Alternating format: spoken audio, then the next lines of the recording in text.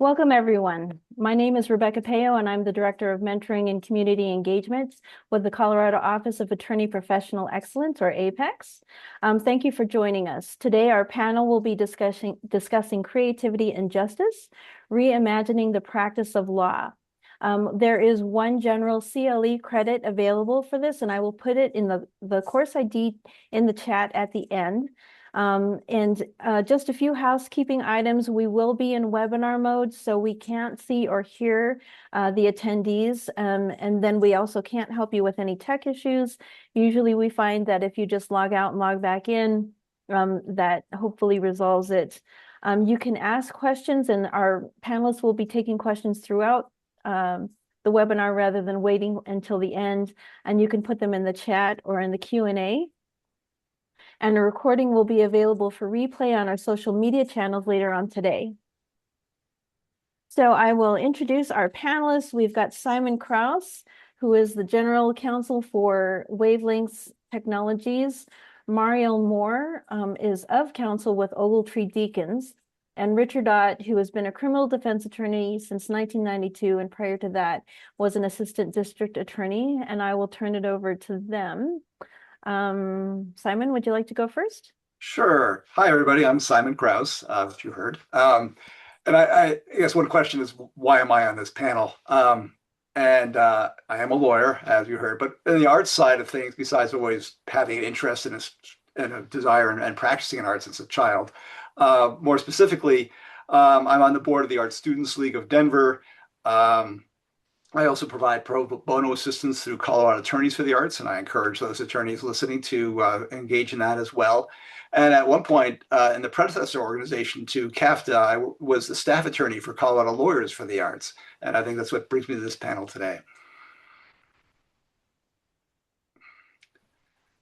Mariel?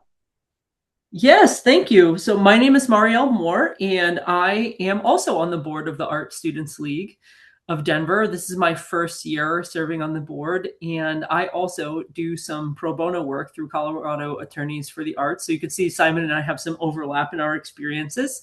I did zero art from age like 15 to about 3 years ago. So there was a big part of my life that just didn't involve me creating any art whatsoever. And that has changed. And the Art Students League is something that helped me tap into that again. So I'm eager to share that with all of you as an experience that I've had.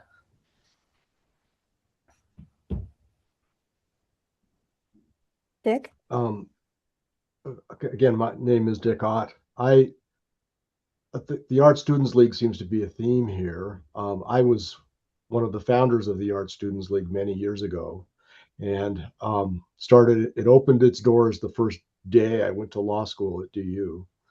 And anyway, I have my master's in painting from the Pratt Institute in New York, and I went to the Art Students League in New York. And when I came back to Denver, because I'm from Denver, I decided that Denver needed an art school. And so I met up with several other like-minded people, including Henry Meininger and Phil Levine, and we started the Art Students League from scratch. Anyway, from there, I went on to the Science and Cultural Facilities District, where I was the president of that board, the Denver part of that board for a while, and then moved on. In the meantime, I am a painter, mostly an oil painter and watercolorist. I can say that I paint every day. I go to work every day. I come back every day and paint for at least a couple of hours to unwind. Although you wouldn't know I was unwinding to hear me cussing and swearing, but it does help that, and it's part of the creative process. Anyway, so that's how I got here. I am an artist. I'm an active artist.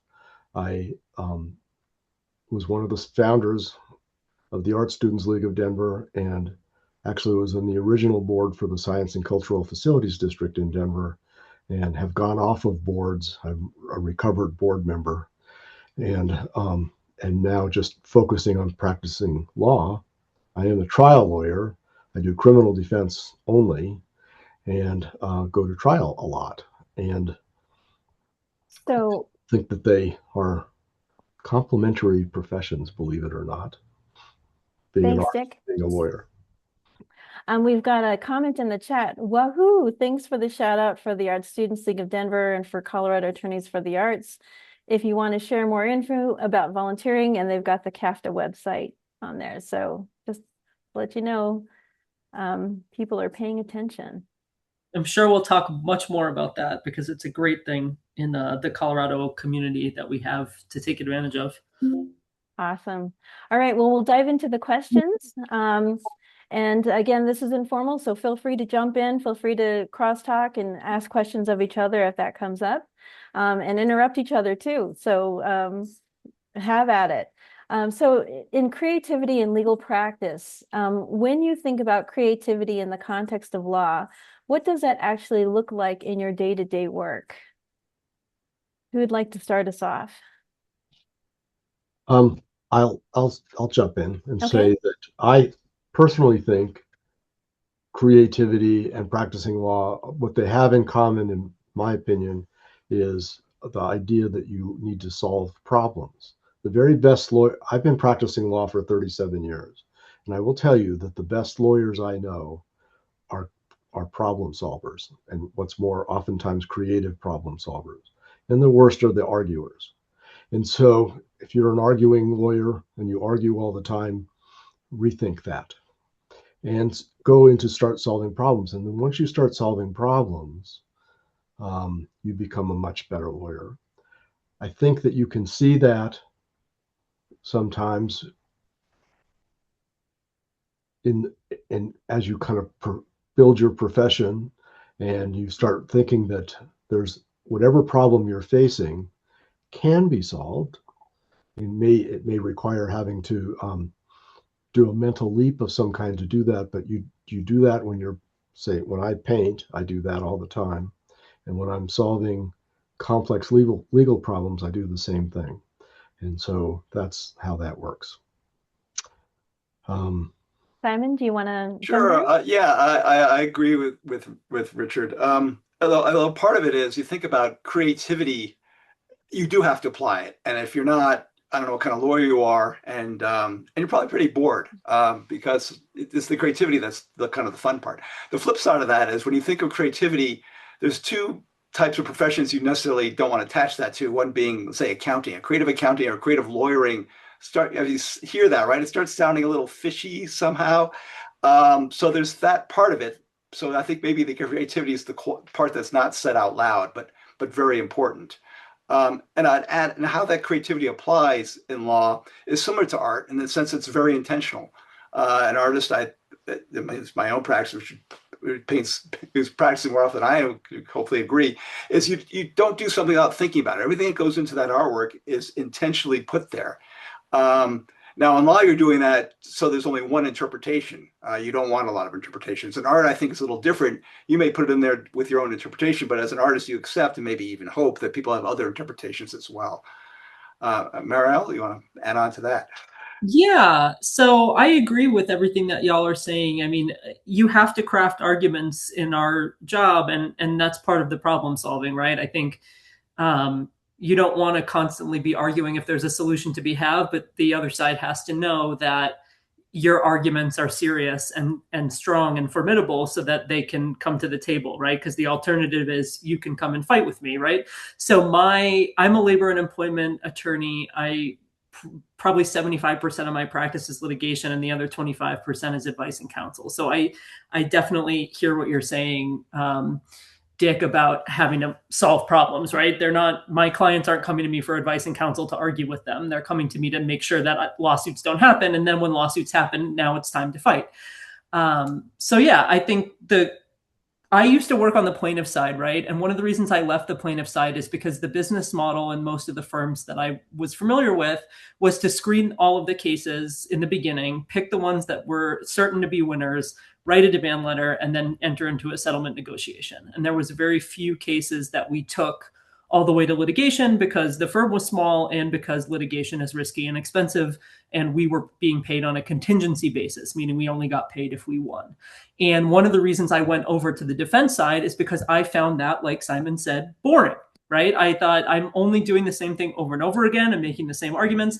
And on the defense side, one of the things I love and find personally rewarding about it is that my clients come to me with problems and I have to figure out my way through them. And they're different every time. And sometimes there's a lot of similarity too. Not everything is a novel case or set of circumstances, but generally speaking, you have to work with what you're given. And I find that my brain was getting a lot more exercise in that context than on the plaintiff side. Though I do find, obviously, for people who represent workers to be very admirable and for that to be a really important role in society. Awesome.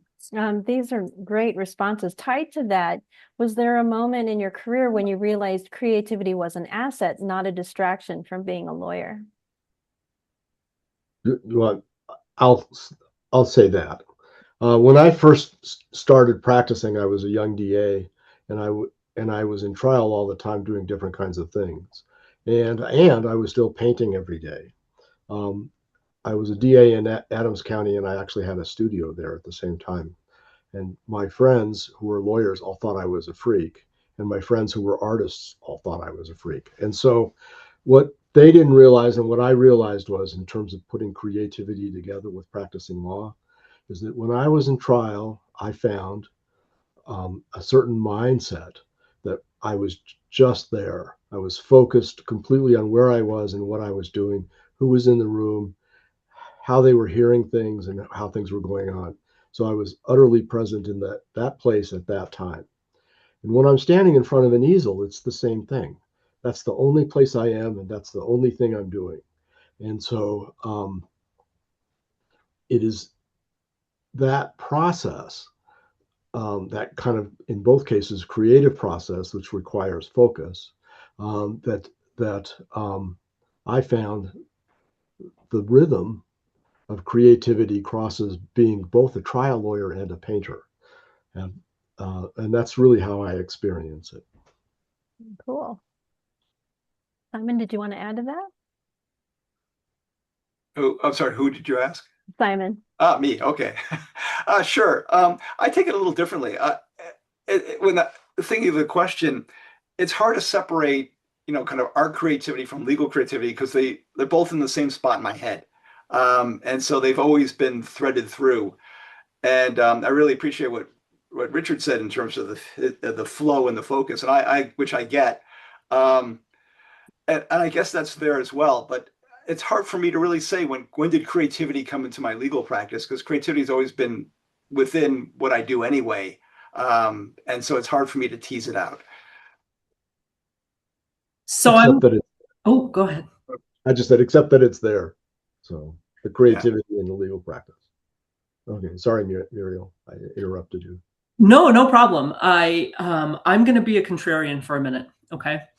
There is a series of articles that appears every week, every Friday in Law 360. And the format of the headline of the articles is basically how blank makes me a better lawyer. And it's usually, I'll be frank, a very expensive hobby, right? Like how, my ranch in California makes me a better lawyer. And it's like, okay, yeah, I'm sure that helps, right?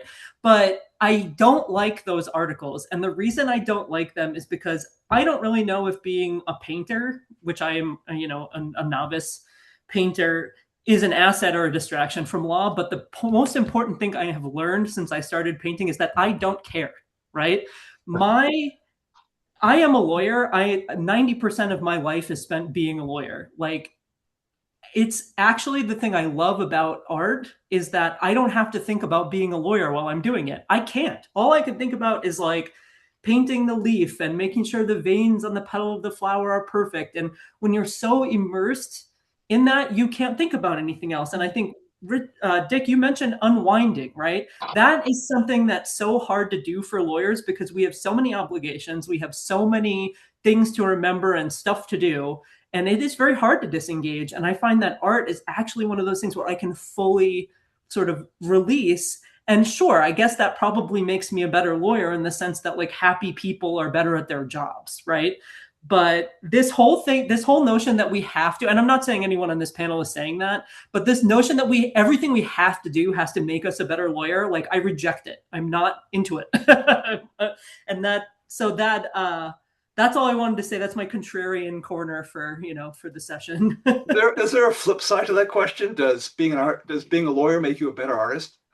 Yeah, that's great. We always look at, like Mario said, how does it feed our legal career, as if that has supremacy over the arts. Um, Maybe, we're lawyers because it makes us better artists. I guess, uh, how has engagement with the arts shaped the way you approach legal problems with clients? Or is I'm that too abstract? not abstract. I'm going to respond to Muriel and say that, look, it is when you're practicing, that's what you're doing. And I would say that when you go in front of the easel, remember what I said, that that's the only place you are. And that's the only thing you're doing. That's the mindset you take with you. You don't drag your legal process into a painting. That'll make a very muddy painting. So I'm what gonna I'm saying, go ahead. Okay, go ahead. I'm just going to bring a little contrary piece to that and see if you agree with this. Before I started law school, I was actually got a master's in international studies as well, and I worked with a joint project between the sociology department and the legal department, which started off identifying something called the SLAP suit, Strategic Lawsuit Against Political Participation, which has turned into a body of law of itself. But anyway, I asked the lawyer there, who was the law school professor, so how's law different than any other grad school program? And he said, well, in law school, we rewire your brain, and then you spend the rest of your life trying to get it back.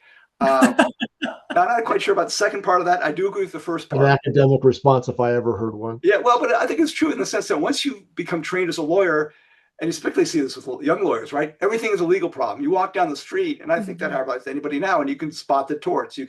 Everything that comes in, you're going through some kind of legal algorithm to think about it, whether you want to or not. It just flows. Um, and so with that, I don't think you may be practicing law a certain percent of your waking hours, but I think your brain's always in law mode. And when I'm working on art, I think it's still there. It's just humming in the background, I suppose, or maybe it's not. Maybe it's combining with what I'm doing. I'm just not aware of it.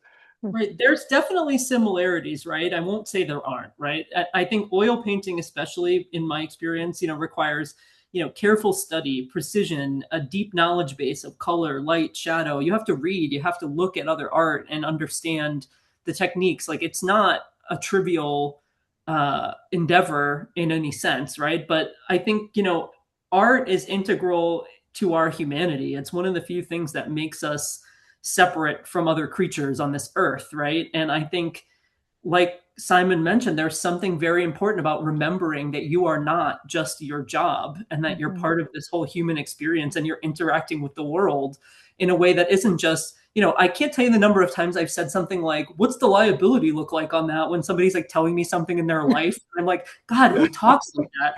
Like doing art has made me much more fun at parties, if nothing else, because now I can actually talk about something that isn't like, aren't you afraid you're going to get sued? And that's in some ways a personality flaw, right? I'm not saying it's something obviously people need to work on, but it is, as lawyers, the temptation is very strong to make that your entire personality because you're doing it so much. The sheer volume of the work we have makes it really hard to not to focus on other things. I think that what Muriel said is what leads towards, if that's all you ever do is be a lawyer, that leads towards burnout. Because I think that you need to expand yourself as a person.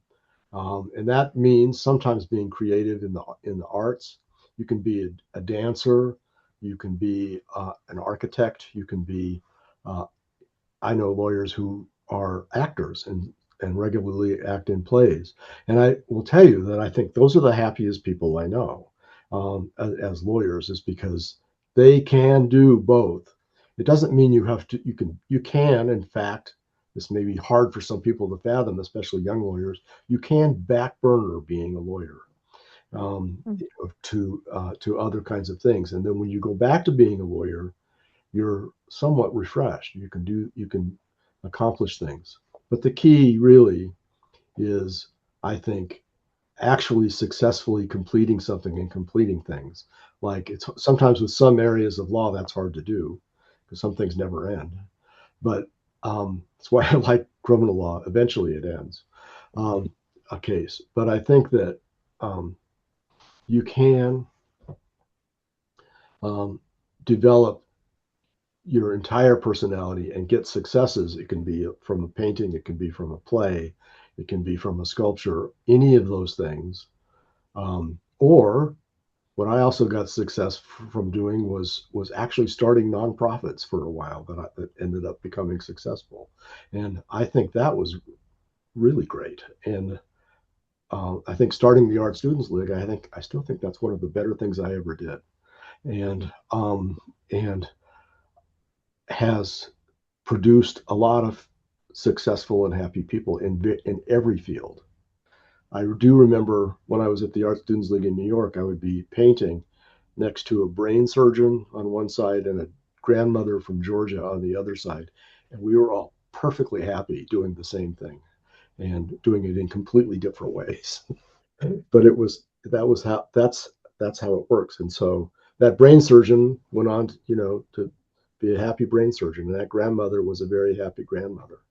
And raised her children and grandchildren in the best way that she could, which was introducing them to the arts. But I think we all can do that. And I think that it does make you a better person and a better professional to be expansive. I guess that's my blather on that. So, Dick, you're ahead of my agenda. You've like hit 3 points that I wanted to get to. So we'll start with the most recent thing you mentioned first. So the Art Students League of Denver.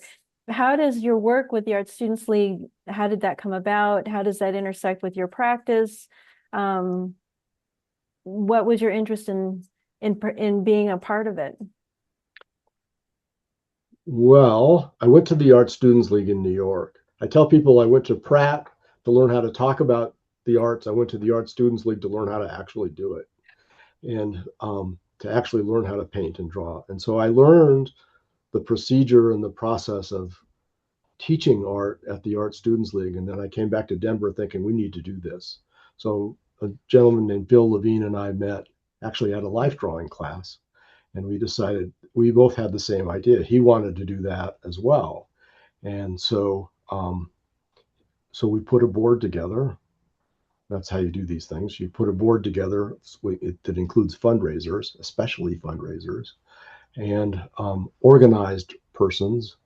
And we spent 2 years organizing the Art Students League and putting it all together. And I will say that it was at that time, I was working as a therapist in a locked psych unit at the time. That's how I was making money. And I began to teach at the Art Students League and learning how to get all that started. And I will say it was a very tough experience. One of the roughest of things was that I was with like Henry Meininger and all these other people on putting the board together, and we needed to raise $36 to put out the first mailer for opening the doors of the Art Students League, and that was my job. So it was $36, and I had just paid my first year's tuition at DU, and I didn't know if I had the $36 to pay the post office. And I thought, my God, I'm going to really be embarrassed if that check comes back. And so anyway, so it opened, and the rest is history.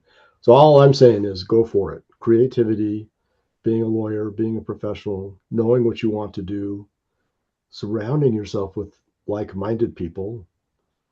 All of that is really what makes it work. You can be an artist. Being an artist is being in your head a lot, in your own head, underneath your own skull. But everything else is outside the skull. Dealing with people, being great, creative, how to get things done. So we started the Art Students League with a thought and a plan, and we started making it work. And that's how it happened. If you guys really want to know the details, I'll tell you later. But So Mario and Simon. Actually, Richard, what you point to, though, at least in the first part of your response, is really that having something outside of law makes you a better person because it takes you out of law. And so to Mario's point, having that ranch in California or something does make you a better lawyer, because for that period of time when you're dealing with that, you're not 100% lawyering. I'm wondering, from my own experience, this is a question for Mario. I've never been able to like not do art. Now, I'm not as disciplined as Richard, although I have a novel going, so I'm disciplined there every night working on that. But in terms of the other, more the graphic or sculpting, yeah, I've always been doodling. I've always been playing with paper on the desk. If I'm watching a legal webinar, I don't have to pay full attention. I might try sketching the faces of the presenters. I just, to me, I don't know how you not do it for a period of time. So my question was, how did you not do it for a period of time? And what made it all of a sudden like crack out of your body? I did zero art from when I graduated, well, college, because I did a brief stint trying to major in theater, and then I wrote a lot of poetry. And then I went to law school, and I just stopped. It didn't even register for me. It was in my mind, there was two types of people, artists and not artists, right? And I was a not artist. And so I liked art, I liked music, and I liked theater. I majored in 18th century French theater. And, but I was an appreciator, not a doer. And that is one of the reasons why I always tell people the only difference between an artist and a not artist is doing the art, right? That's it. Because I went from for decades not doing any to my partner's stepdad, who is a very artistic guy, just looked at me one day and he said to me, "You should draw." And I said, "What?" And he said, "You should draw. Here are some pencils. Here's a notebook. Draw." And I was like, "You're crazy." But then, I had these pencils in this notebook, and I like, this is a person I care about in my life and who I admire. And he said, "Well, Abe said I should draw, so I'm going to draw. I better do it." Right. And I started drawing Lord of the Rings, right? The J.R.R. Tolkien maps, right? I was like, if I can draw the Lonely Mountain, and I did it 3 or 4 times until I got it just perfect. And I was like, I kind of like this. And so then I looked up online and found a YouTube tutorial about how to draw the dragon, right, from the movie Smaug the Dragon. And I was like, okay, now I'll do that. And then I started trying to draw more complicated things from Lord of the Rings. And then I was like, I don't know how to draw at all. Like, maybe I should take a lesson. And it's funny that you mentioned the Art Students League of New York. I was in New York City and I took my first drawing class at the Art Students League of New York with Eric March, and I learned some basics about drawing. And then I moved to Colorado to be with my partner, whose stepdad had sort of given me this now gift of pencils and a notebook. And I thought, well, I need friends, right? I can't just move here and be like, "Hi, honey, what are we doing tomorrow? What are we doing this weekend?" I need my own life. And so I was like, this is great. And we were walking distance at the time from the Art Students League where we lived. And so I signed up for a class, and that just kicked off this like amazing, um, you know, this amazing like world to me where it was like, no, I can do this, right? And I think one of the things about the Art Students League, which I can't speak highly enough about, and thank you, Dick, and the others who founded it enough for, is that like it's this safe, supportive environment that really the point is just to go there and do the art and enjoy it, right? And learn along the That was way. the goal. That it wasn't necessarily to create professional artists. It was for Right. adults to kind of come back into something that they'd been once interested in or are now interested in, and would go and do that. That was the grandmother from Georgia. She came back to being an artist as an elderly person, and she was a really good painter. And so I think that's the goal, is to make that, and to be able to do it. What I would say is just what you just said. To get started, if you want to get started on that, go out and buy a sketchbook. Um, Thicker paper is better, and some pencils and or some watercolors, and just start going for it. YouTube can get you started. The Art Students League, a class there, it's a nonprofit, so it's cheap.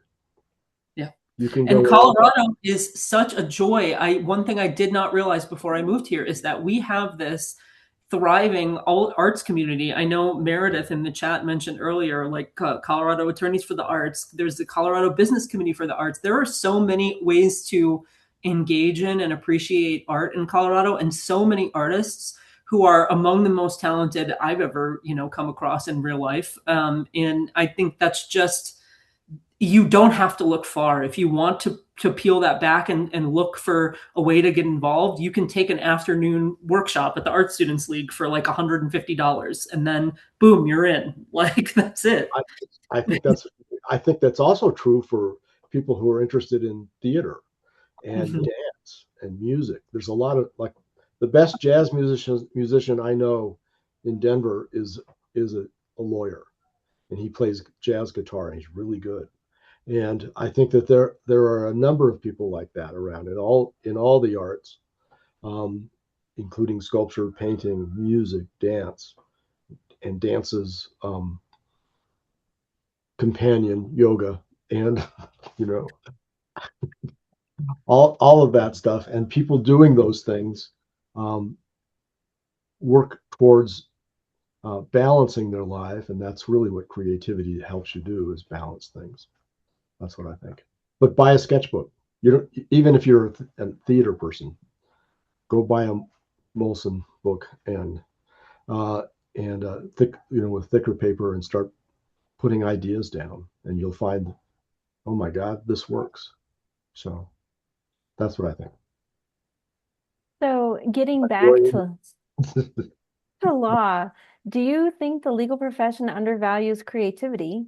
And if so, what, I mean, we've touched on this, throughout the conversation, but just more specifically, the culture and what are we missing as a result? I don't think that they understand the culture exactly.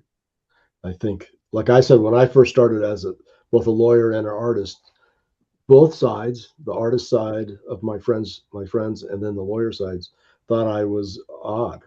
They wondered how somebody could do both. And I was thinking, how could I not do both? Because those were both part of my personality. Um, and so I would explain it to them, like I said earlier, the same focus you take into a courtroom, you take into the studio, and that's what makes it work. Yeah, I'd have to agree in this. I mentioned this earlier, is that, you think of the phrase creative lawyer, it's not it doesn't really encourage good thoughts, right? Or good feelings about someone. That person's a creative lawyer. It sounds like they're a little squirrely in my mind. Um, but as pointed out, and it really does help. And I think maybe it's acceptable if it's viewed as, oh, it's a little thing you do on the side, but people who maybe aren't doing the drawing, the painting, the sculpting don't understand what goes into it. And to realize that it's not just some little quirk on the side, but it's a whole part of your being. And on the client side, right? Because the profession is really lawyers, and without clients, there aren't no lawyers. You're just someone with a law degree. And on the client side, maybe they're looking for the creativity, but they mostly want the answers and to feel that you're in charge and you're dealing with the kind of the secular demons of the law for them. It's really, for clients, I always feel badly because they don't understand the law. If they did, they'd be a lawyer. And they're coming to you to help battle that stuff. And so whatever you take to them to fix that, and to let them know that that the client's in good hands, that this is what's going on and they're hearing from you. That's great. And if creativity helps get you there, that might be more acceptable on the client side than your fellow lawyer side. This question made me think about law school, and I don't know if there's any law students on the chat here, but I think that law school is horrifically stifling. And I have one particular person who I graduated law school with, who has this incredible background of like overcoming adversity, right? From being an inner city youth whose parents were incarcerated, who was nearly incarcerated himself, involved in drug trafficking and things like that, and then who, through education, managed to get a master's in education, and then was working on his law degree, and who since law school has been able, through dance, through music, and through art, to like connect people from across the globe, to like help youth who are at risk of incarceration sort of pull themselves out of that school to prison pipeline, and also who had a lot of success as a traditional lawyer bringing lawsuits to like desegregate school districts in Florida. Imagine under Brown versus Board of Education. Ever heard of it? Like in the 2000s, right? So like this person has accomplished so much, but I remember talking to them in law school and they just didn't fit, and their grades weren't great, and everybody looked at them like they were weird, right? Like you said, squirrely, or like, oh yeah, this isn't serious and this is like artsy, but they managed to sort of shake all that off. And I wish they didn't have to do that, right? Like that they didn't have to feel like they had to justify themselves in this specific sort of academic way to show like that these things have value in the law, practice. And luckily for us and for the world, they were strong enough to withstand that. But I wonder how many people aren't, right? I wonder how many people are like, you know what, forget it. Either I'm dropping out of law school or I'm going to drop this part of me that I valued because it's making people not take me seriously. And so I think there's certainly room for improvement in legal education to make room for that kind of thing. And to just, I also see it translates in a way of like, people who don't understand the world very much. I've been watching a trial lately, and you've got these two lawyers who are like very academic and educated and sort of elite, and this jury, which is like pretty blue collar, and there's no relation. They're just, whoop, you're missing it. And it's like, because they don't have a breadth of worldview. And if they did, they sort of pushed it down to make sure that they were good at this other thing. And so I think you're right, Dick. Like, you have to be a well-rounded person to be good at this job. And I think the law schools are doing us a disservice in that, maybe some are better than others. I went to one. I went to University of Miami. I won't rave about it in terms of how creative it let me be. But I got a decent education and I came out as a good lawyer. But there's got to be more room for more there. You bring up a good point. In terms of law schools, it's like that's the last place where there's creativity, right? The other part about law school as a grad school, which I was not informed about, is nobody cares about what you think. Just tell me what I told you. Apply what I learned, which makes sense because at the end of the day, law school is a trade school. You're learning plumbing, you're learning welding, you're learning law, trade school, and then every law school is teaching the same things, probably the same cases. Some give you better avenues to success because of the certificate you get from them, but at the end of the day, all trade schools. And you bring up another good point, which is the word artsy, right? So here you think of lawyers, right? We're disciplined, we have mental rigor, we can stand up to things, and then you put the word artsy next to that, and it just doesn't seem to fit very well, I think, in terms of people's stereotypical and maybe lack of artistic imagination. But it's a good way of getting to what I was talking about earlier, where the view of the artsy lawyer all of a sudden kind of cuts against the view of the lawyer. I think it is for most people, it's an internal disconnect. How can that be? How can you be both? You can be both. But as the three of us know, you can be both, or the four of us know you can be both. And it's not a matter of just compartmentalizing. It's a matter of kind of living a fuller life. And I think that that's intentionally living a fuller life. You have to go for it. Muriel's friend, all the things that person had to overcome to be such a good lawyer and a creative person, like she was saying, dance and music and these things, all of that likely helped him quite a bit. And I think that those avenues, those doors are still open to him. And if they think, oh, a lawyer who's a dancer, for heaven's sakes, what a flake. And it's like, that's not so. I think the lawyers that I know that are dancers are really good at it, at both.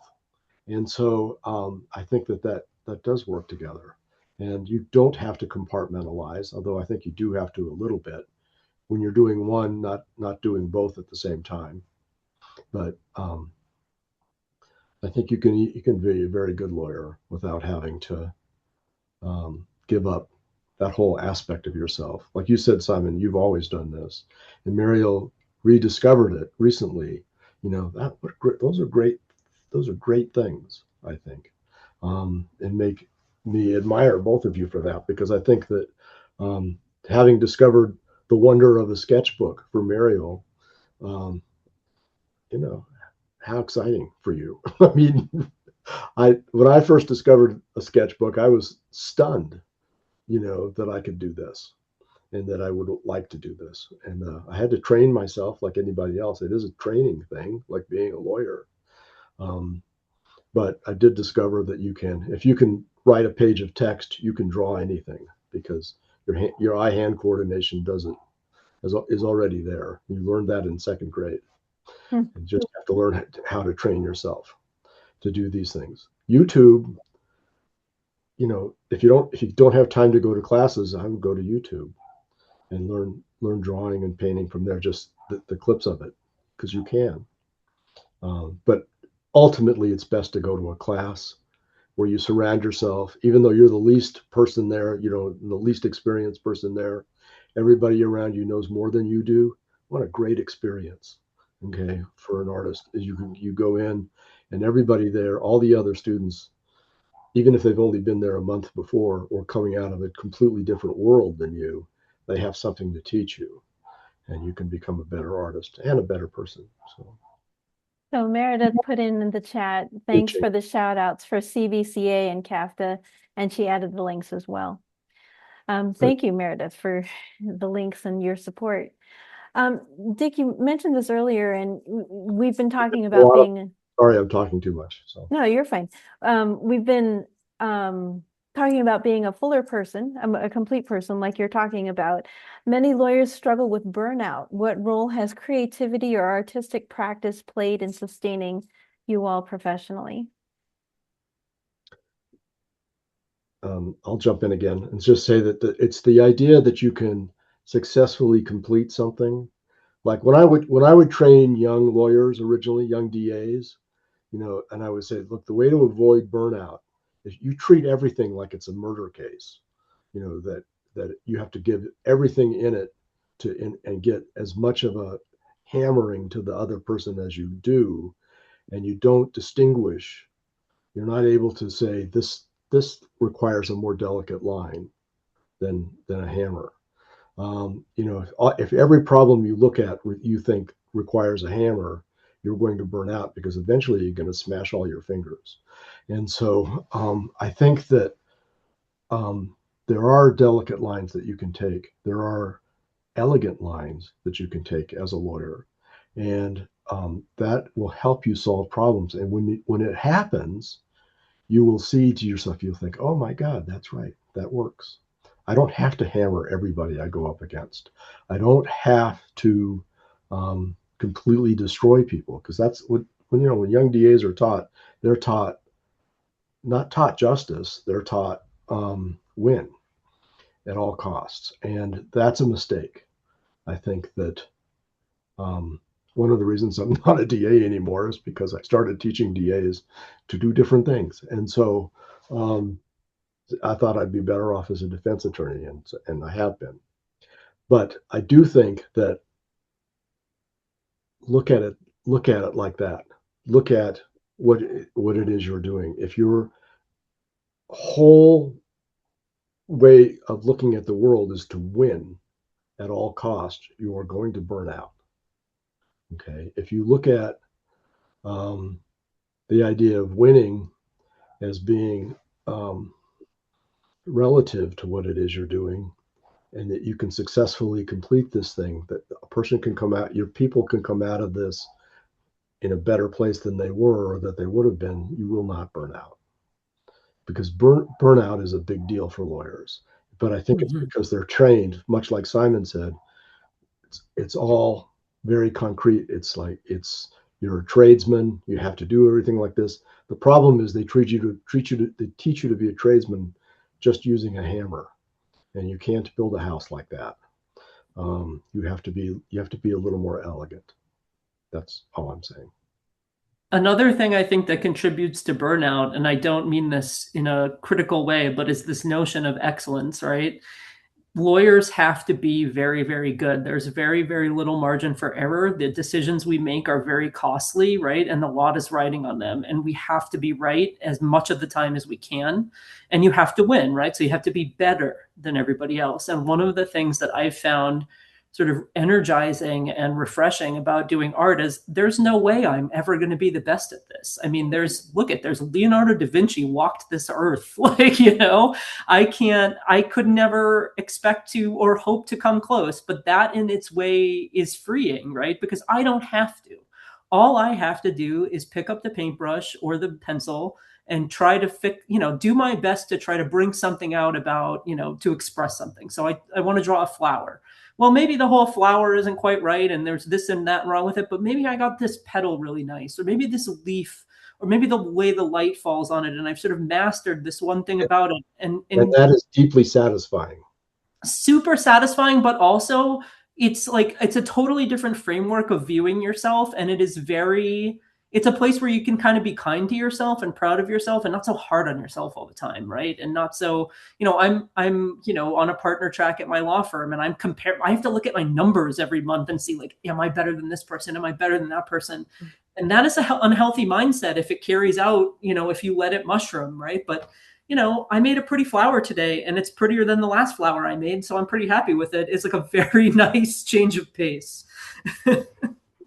Another approach to that and the idea of burnout, and I mentor law students at DU, is I try to get this across, is that it's called the practice of law. And in my view, that what that means is, yes, you're in law school, you're learning the trade, you've got to learn how to use the tools correctly in order to apply them to the law. But once you're practicing law and applying those tools, I'm another one who's not a big fan of law school, but that was many years ago. I've been a lawyer for decades now. Is that you're bringing yourself, what is your practice of law? Richard talked about the people like to argue, why you want to do that's beyond me, but fine, we've all met them. And bringing that, your practice of law includes who you are fully, whether, the art mind, if you play tennis a lot, whatever it is. And I think that helps protect against burnout because it's yours. This is your practice of law. There are pressures to make partner track, to have so many billable hours. That's fine, that's there. But you're going to find your own way of doing that and getting there. And that's what's going to give you satisfaction in terms of the practice. Awesome. Agreed. Well put.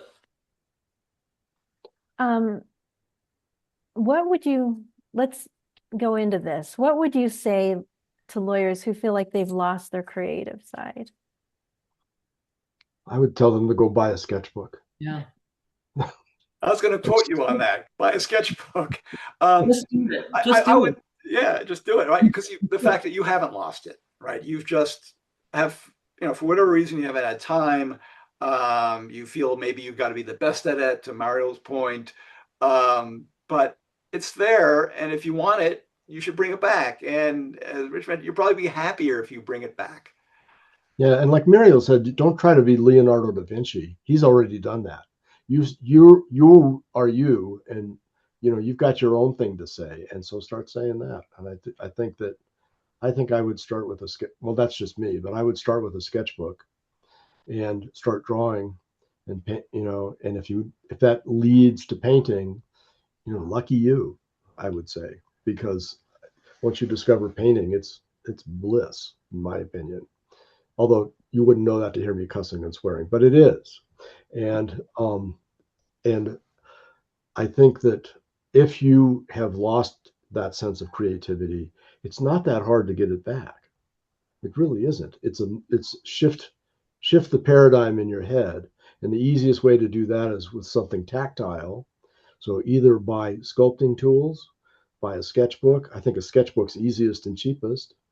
And then the other thing I would recommend, start going to plays, start going to live music.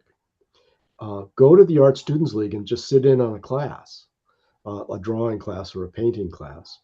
There is nothing like walking into a room where everybody in there is thinking just the way you do. It's fabulous. Okay. And that's what the Art Students League offers. And so I think that's what I would do. That's how I would begin. Buy a sketchbook, start doing it, start going to plays, start going to live music, start going to see a dance, start going to galleries. All these things are easy enough to do, but for you to start doing it, it starts with a sketchbook and then go to a play and see if that triggers something in you. I'll bet it does. Mario? Try stuff. I mean, there's so many ways, even ways that are like, we can call them like a gateway to creativity or like a gateway to art. Like get a coloring book in color, right? Yeah, get a kid about how to make a little guy out of crochet, or get a little kid about how to make a bracelet if that seems interesting to you, or if you've always wanted to do it. Remember when we were kids and it was like there were so many cool toys about make a tie-dye t-shirt, make a whatever.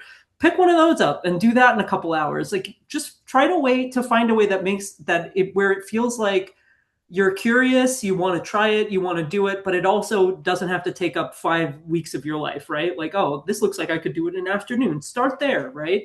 If you have children, there's like intergenerational sort of opportunities to go do art with your kids that I think, are just as beneficial for them as they are for you. And I think, because I don't have kids, maybe that's part of why I wasn't as like tapped in, because I never had a kid in my life being like, draw with me, right? Or like, can we go to a painting thing? Because I just don't have kids.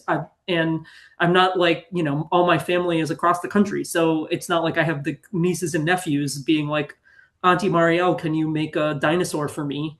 But that is a great opportunity for the parent as well as the child to get some creativity out there. Go to Sip and See, go to Sip and Paint, go to there's all these little ways that people are indulging in this little creative bug that they have. So just go do it. And you can find a couple hours. Everyone can find a couple hours on a Saturday or on a weeknight or whatever to do something enjoyable. I agree. It's not against the cosmic law to indulge yourself a little bit. Do something you would enjoy like that. And I guess I'd add to that is, and hopefully this come across, if you're worried about doing that because creativity and the law doesn't seem to mix in the same body or the same brain, we've all given permission, right? We're all doing this. Yeah, you have our permission. Yeah. Yeah, it can happen. You're fine doing it.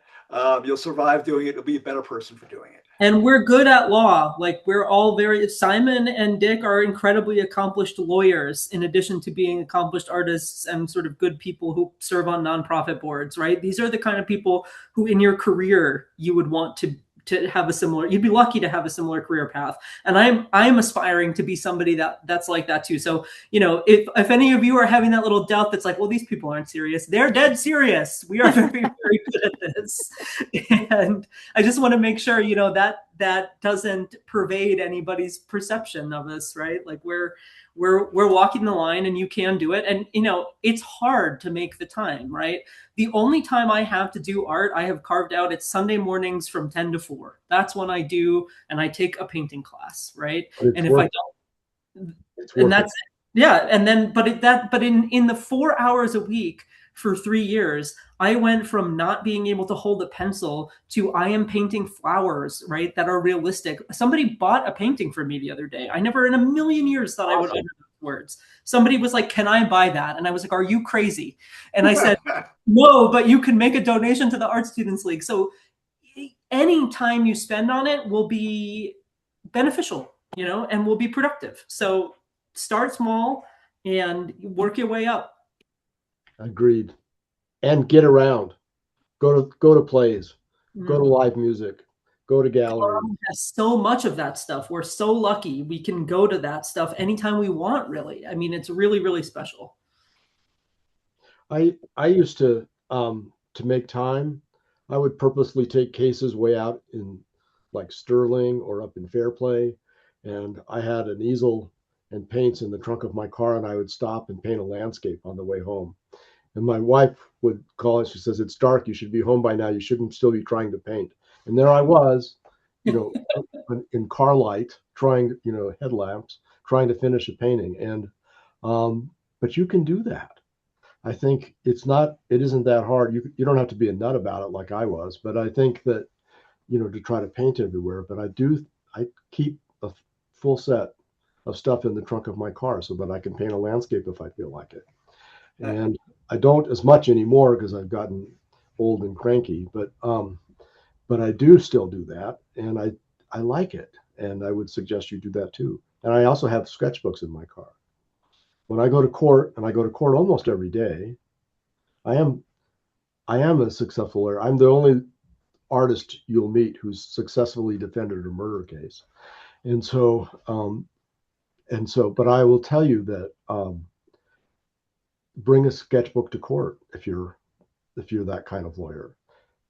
It's unbelievable the people that walk in front of you, the lawyers, the judges, the witnesses, the cops. All of that is pretty interesting. I still tell lawyers and DAs that if I need something from them, and I'm going to draw them because they all expect me to draw them, then I will. But if you give me what I want, you get a little more hair, and I'll shave off 10 pounds. And that if I'm angry, I draw exactly what I see.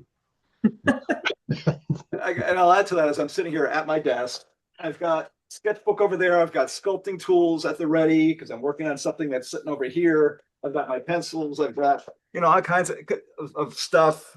Got this thing, whatever that is. It's immensely satisfying having that stuff around you. Right. If it's around you, it's not a special trip, right? And that's for me what works both for exercising and for art is that I don't have to go someplace other than the Art Students League when I can find the time, right? Because that's a time commitment. But having the materials available to you, so when you've got that spare moment, it's right there. Yeah, I have a sketchbook in my briefcase, that I whip out in it at any given moment when I'm getting coffee or I'm in court, and I find it really very satisfying. So, and I would recommend that to everybody to get a sketchbook. You don't have to be any good.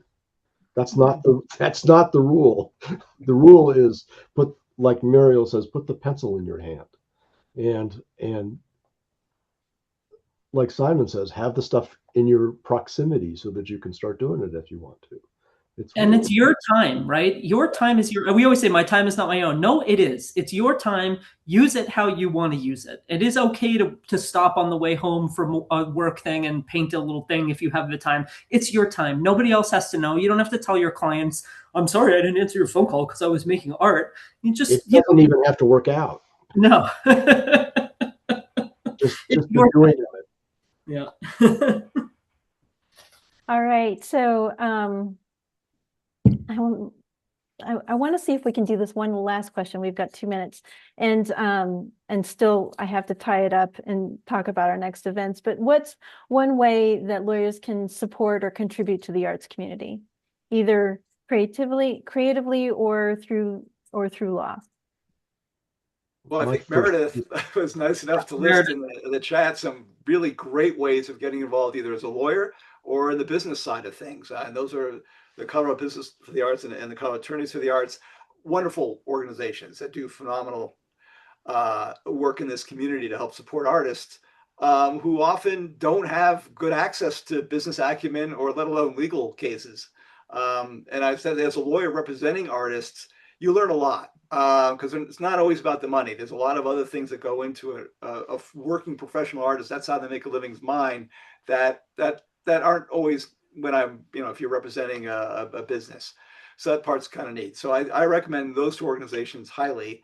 And then, in your own community, you meet people, you can figure out ways to help them outside of those organizations or directly. Buy a painting, buy a sculpture, go into a gallery, join a board. Boards are fun, actually. They're a fair amount of work if you do it right. But I think that seeing something grow bigger, becoming bigger than yourself, better than yourself. Like I started the Art Students League, and as an original board member, and the league grew beyond my capabilities to be a nonprofit manager.